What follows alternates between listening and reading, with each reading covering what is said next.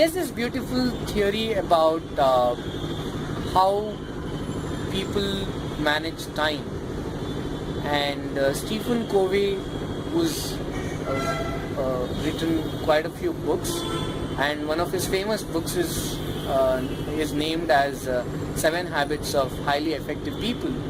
In one of his chapters, in one of the habits, he talks about how time has to be managed, or how do we understand the basic essence of time.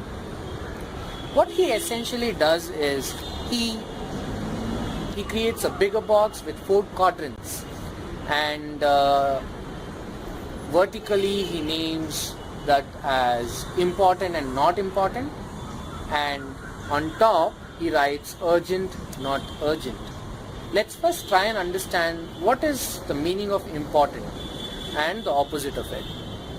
So important is essentially something which will make a difference to what my day is like, or important is something which will make a difference to me on the whole. And urgent is something which is like now, here and now. So the action is required immediately, which is what is urgent. Not important is something which might not have consequence to my life, or at least at this point in time. And not urgent obviously means something which is not required on an immediate basis.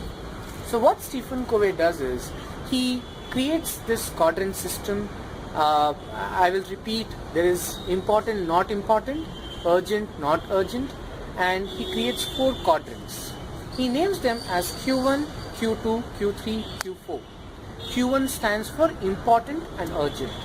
Q2 stands for important and not urgent. Q3 stands for not important but urgent. And Q4 stands for not important, not urgent. If you see, Q3 and Q4 are almost non-consequential to us in most of the forms and shapes. Whereas Q1 and Q2 play a substantial role in the way we do our work. So Q3 and Q4 are usually things that we do more during most of our day. For example, Facebook, Twitter, YouTube, Rangila.com, Ghana.com and WhatsApp. And we essentially, with no consequence, are generally spending our time doing that. Which is why we say this is not important, neither urgent. So even if I don't reply to this group which is talking about how Amitabh is acted in the movie Shamitabh, it is okay. Yeah? Anything important, anything consequential to what we want to do in our life might not fall into this bracket. So what Stephen Covey tells is that Q3 and Q4 are the zones which should not be a place where we should spend our time. Rather, we invest our time in Q2, which means important, not urgent. I will talk about Q2 in the last. Before that, let me come to Q1. Q1, it is important and urgent, meaning it has to happen today.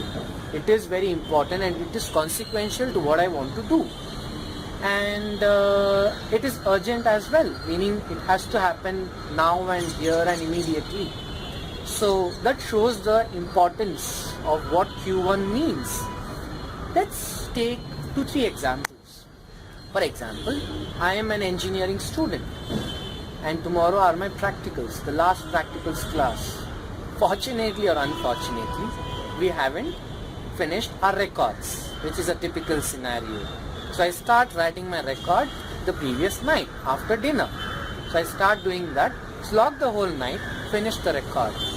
Imagine the amount of stress that I go through. See, this is like a perfect example of Q1. Urgent, important, and I do what it takes to fulfill it. So I'll push myself to be able to achieve what I want to do. Let's take another example, which is of that of a project manager. Now this person, he had all the time in the world, but chose to wait till the nth moment so that he gets more and more inputs. And tomorrow is the time when he's supposed to share his review reports with the entire sales team. He is also supposed to get all the analytics in place. He starts his work only in the afternoon when someone sends a mail, are the reports ready? Can I have a look at them? he starts his work only then. And again, the same scenario, it's just the same pattern. He pushes himself in whatever way and starts working on it aggressively. So Q1 is usually the time when there's high adrenaline to be able to finish the work, and you do whatever it takes and you're pushing yourself. Let us go to the last quadrant. Last but the most important, which is Q2. Important, not urgent. Covey tells that this is the zone where we should spend our time. And he has a very simple logic. Something which was not done in Q2 slowly moves to Q1. So I know that every first of every month I'm supposed to do my sales review. I know every week I have my project record to submit. Then I can always start doing that the next day or the very day I submitted it last. Why do I have to wait till the nth moment? So something that does not happen in Q2 slowly moves towards Q1, and we live a life of pressure, stress and whatnot. Covey tells that we should spend as much time in Q2 where we are trying to make our life less stress-free and live the life to the fullest. To end with, let me give a perfect example from my own life, and that is about my DL, driving license. I learned how to drive a two-wheeler, non-gear, only when I was in my third year of work, which is 2 years ago. Yeah. And who taught me? Guess who? It was my junior. He taught me because I would travel to his place every time I have to go by bus, and he did not like it. He taught me in 1 hour, 1 small hour, and which is when I understood. Had I learned two-wheeler when I was in my grade 11, grade 12, which is the time when we usually get our driving licenses, at least the LL, and then graduate to driving license. Had I done it then I would have a DL and be much better in terms of my position, in terms of using a two-wheeler. Because I did it so late, it was equally difficult for me to get used to a two-wheeler then. So if I had done it in Q2, which was in my grade 12 or grade 11, I wouldn't have done it when I was working. And though it is a very small thing, certainly makes a lot of difference.